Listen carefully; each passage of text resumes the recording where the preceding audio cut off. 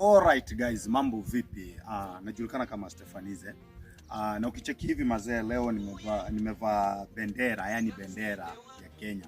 So siku kama ya leo tarehe 25 June, ilikuwa mwaka wa 2024.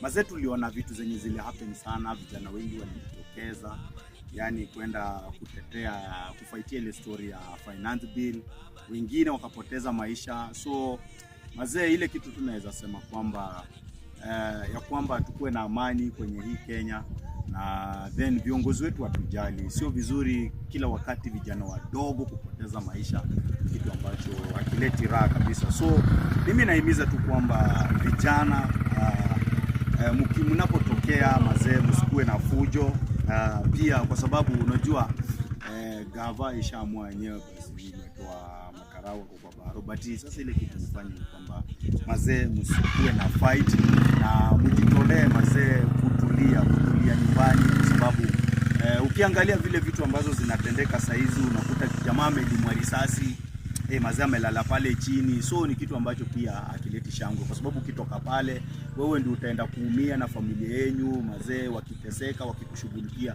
So mazee, chenye tunaomba tu Kenya tukue na amani. Hatutaki kuona hiyo story ya 2024 ikirudia, ile story ilikuwa ya finance.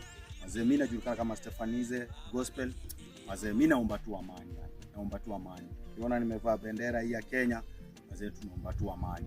Asanteni sana na mbarikiwe.